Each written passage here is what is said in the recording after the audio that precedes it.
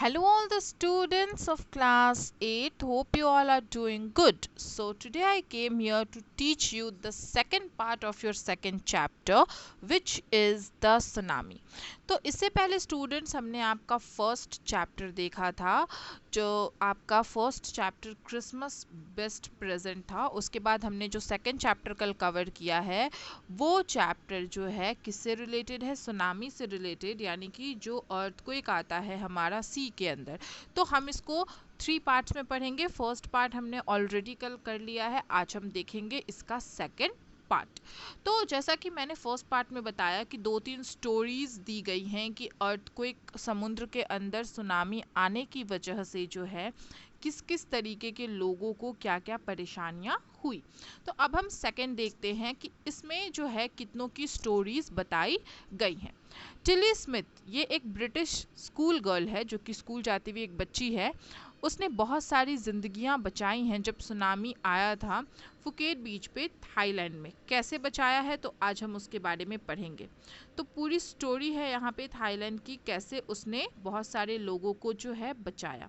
Smith की जो family, यानी टिली स्मिथ की जो फैमिली है, वो साउथ ईस्ट इंग्लैंड से है। और वो लोग वहाँ पे क्यों गए थे थाईलैंड बीच पे? वो लोग गए थे क्रिसमस सेलिब्रेट करने के लिए, और वहीं पे एक रिजॉर्ट में वो लोग रुके थे। टिली जो थी वो 10 साल की स्कूल जाती हुई लड़की थी, और उनकी बहन जो है वो 7 इयर्स की थी, यानी 7 साल की थी। उसके पेरेंट्स का नाम था पेनी एंड कॉलिन स्मिथ। ओके, और 26 दिसंबर 2004 का दिन था, क्रिसमस के ठीक एक दिन बाद। Deadly tsunami waves were already on their way. ऐसा भयावह सुनामी का जो लहर था वो अपने चरम सीमा पे था। They had been triggered by a massive earthquake of northern Sumatra earlier that morning. उसी समय जो है बहुत ही बड़ा जो है अर्थक्वेक आया था। कहाँ पे? जहाँ पे सुमात्रा है, वहाँ पे नॉर्दर्न सुमात्रा में ऑलरेडी जो है ये आ चुका था। The water was swelling and kept coming in. Water जो है वो बहुत ही ज़्यादा ऊपर की तरफ आके और इधर ही आ रहा था। Penny Smith remember the beach was getting smaller and smaller. Penny जो उनके स्मिथ की जो है टिली स्मिथ की मदर होती हैं, उनको ऐसा लगता है कि ये बिल्कुल छोटा से छोटा होते जा रहा है। I didn't know what was happening. उनको समझ नहीं आता कि आखिर हो क्या रहा है। टिली स्मिथ को ये समझ में आ गया था कि कुछ ना कुछ तो गलत है, क्योंकि वो जब अपने ज्योग्राफी के लेसन ले रही थी इंग्लैंड में, तो उनको बताया गया था, उनके टीचर ने बताया था, तो शायद उनको ये चीज़ फील हो गई थी कि कुछ तो होने वाला है। और 2 वीक पहले ही जो है उन्होंने ये चैप्टर पढ़ा था।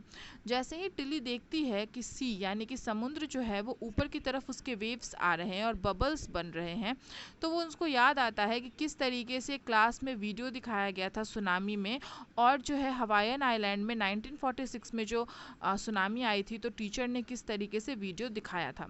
उसकी जो ज्योग्राफी की टीचर थी, उसको उसने वो वीडियो दिखाया था और उनको बताया था कि सुनामी को जो है क्यों आता है, अर्थक्वेक की वजह से, या वोल्केनो की वजह से, या लैंडस्लाइड की वजह से, यानी कि भूकंप की वजह से भी आ सकता है, या फिर भूस्खलन की वजह से भी आ सकता है, या फिर ज्वालामुखी की वजह से भी आ सकता है।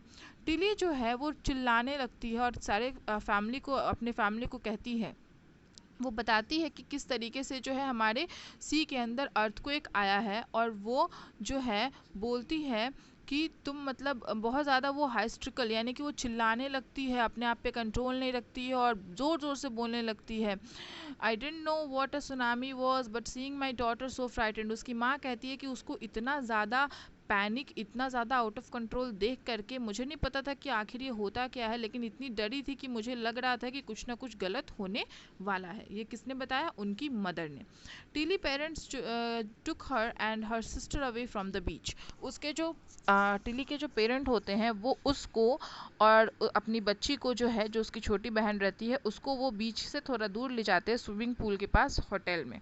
और बहुत सारे ऐसे टूरिस्ट भी होते हैं जो कि उनकी शायद आवाज़ सुन के या चीख सुन उनके बीच छोड़ देते हैं और देखते हैं कि धीरे धीरे जो है सारा सी जो है वो उनकी तरफ आ रहा है। वो चिल्लाती है, दौड़ो दौड़ो, भागो भागो। The family took refers in the third floor of the hotel. तो वो लोग सब लोग चढ़ के चले जाते हैं तीसरी मंजिल पे।